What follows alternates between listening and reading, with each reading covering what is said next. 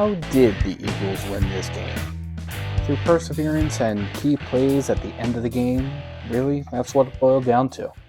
The Eagles capitalized on the opportunities that were presented to them, and that allowed the Eagles to come from behind and to defeat and sweep the Washington Commanders. Welcome to the Bird's Nest Podcast. I'm Joe Donahue. Thank you so much for joining us.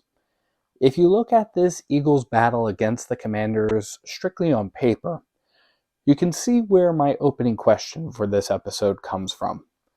The Eagles did defeat the Washington Commanders on Sunday, 38-31. No overtime needed this time. But in almost every other place of the stat book, the Washington Commanders really were the better team. At least that's how it seemed. And this was especially true in the first half. The Commanders had 14 first downs in the first half to the Eagles' 11. They had 270 offensive yards to the Eagles' 182, 44 rushing yards to the Eagles' 6, 226 passing yards to the Eagles' 176. They were 1 for 1 in the red zone compared to the Eagles' 1 for 2, 0 turnovers compared to the Eagles' 1 fumble. Sam Howell was 24 for 26 in passing attempts compared to Jalen Hurts' 20 for 25. Hurts was sacked once compared to Howell's sack-free first half. Howell was going into this game as one of the most sacked quarterbacks in the league, and he was not sacked at all during the first half. The Commanders held on to the ball for almost 3 more minutes than the Eagles did in the first half. The Commanders entered halftime up 17-10.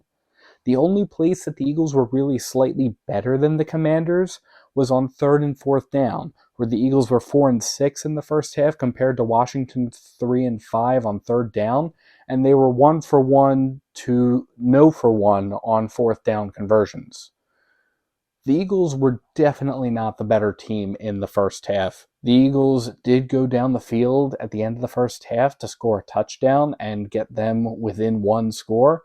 But then the Washington Commanders went down and kicked a 61-yard field goal. The Eagles got the ball back to start the second half. They marched all the way down the field, got to the 1-yard line. Then they ran the brotherly shove, normally an automatic play, except Jalen Hurts fumbled the snap.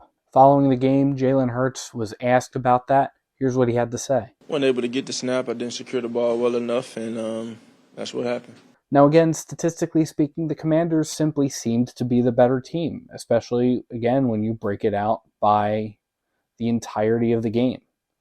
The Commanders had 26 first downs to the Eagles' 21 throughout the entire game. They had 472 offensive yards to the Eagles' 374, 89 rushing yards compared to the Eagles' 59, 388 passing yards to the Eagles' 315.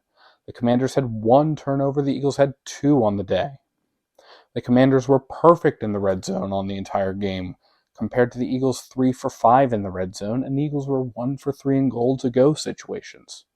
The Commanders again held the ball for almost 3 more minutes than the Eagles did throughout the entire game, 31 minutes to 28 minutes. Sam Howell sacked 1 time throughout the entire game. Jalen Hurts was sacked twice. The two finished pretty close in completion percentage. Hurts was actually a little bit better here. He was at about 76%, 29 for 38, compared to Sam Howell's 75%, 39 for 52. And yet, this Eagles team somehow pulled out the win. So for me, as I look at how did the Eagles win this game, I'm looking at a few things. Biggest thing that I'm looking at is the second half. After that first drive, which resulted in the fumble at the 1-yard line, the Eagles had 6 drives.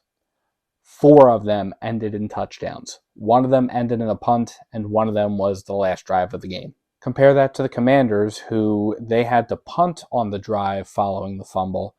They had 2 touchdowns over the course of their final 6 drives. Their sequence goes touchdown, interception, turnover on downs, touchdown.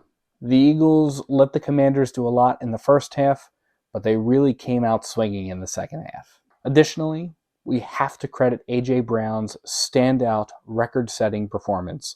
A.J. Brown caught all 8 passes that were thrown his way in the game against the Commanders, and he once again crossed the 125 receiving yard mark. He finished the game with 130 receiving yards and 2 touchdowns, including possibly the best catch you'll see all week, a incredible one-handed shallow end zone corner grab that allowed the Eagles to come within 1 score of the Commanders.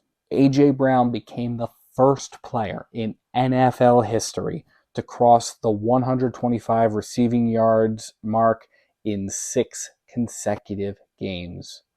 And that is huge. And that is a real feather in A.J. Brown's cap. Although he right now is focused on the next game and hasn't really had a chance to really digest this element. Not at all, not yet. Because I'm still working. I think it'll be a time where I sit down and I'll be like, go AJ, but it's not it right now. Elsewhere in the receiving game, Devontae Smith was critical. He caught all 7 of his passes thrown his way for 99 receiving yards and a touchdown. And Julio Jones had his first touchdown pass as an Eagle on the day. So the passing game, really critical for the Eagles as they were facing off against a Commanders team that seemed to be able to just shut down the Eagles' run offense. The second thing that jumps out to me, key plays by the defense as the game was getting down to the wire. Reed Blankenship's interception of Sam Howell was a game changer. It led to an Eagles touchdown that gave them the lead that they would just very simply put, never relinquish. Meanwhile, the Commanders followed up the interception with 2 turnover on down drives. Hassan Reddick delivered a huge strip sack on Sam Howell on 4th and 5 on the Commanders' penultimate drive. This was deep in Washington territory. This led to a DeAndre Swift touchdown that put the Eagles up by 2 scores, gave them their largest lead of the game. It wound up being the difference maker. The Eagles were only leading for about 7.25 minutes of the game, but they were the most critical because they included when the clock struck 0. The third thing that jumps out to me, the Commanders seemed to be a little bit less disciplined penalty-wise. That was an area where the Commanders were really, really, really lacking compared to the Eagles. The Eagles had 3 penalties on the day that cost them about 14 yards. The Commanders had 7 penalties, and that cost them 79 yards. And the disparity there is enough. That's basically an entire other drive that they could have had. The fourth thing, really, perseverance. The Eagles were down by 11 points, but they kept fighting to stay in the game, waited for their opportunity, and when that opportunity presented itself, they took the lead. Now, obviously, there were flaws. The fumbles were bad. One of them, Jalen Hurts, again, he addressed it as a bad snap, bad handling of the snap. But the other fumble was by Kenny Gainwell, and it was in similar territory. It was deep inside the 5-yard line, and Kenny Gainwell lost control of the football, and the Commanders took over. The other thing, as much as the DeAndre Swift touchdown really put us up by 2 scores, gave us our largest lead of the day, I wasn't a big fan of the decision to run it into the end zone there. Yes, it's always good to score points, but it was unnecessary. The Commanders were out of timeouts. All that was needed was a first down to end the game. Instead, the Commanders got the ball back with 1 minute and 50 seconds left in the game, and they marched down the field in 49 seconds.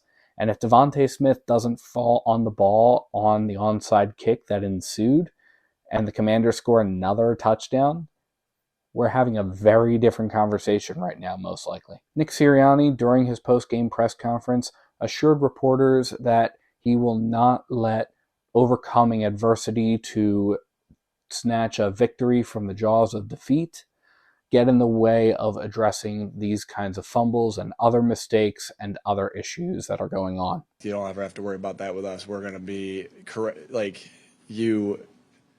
We're not built that way. We ain't built that way.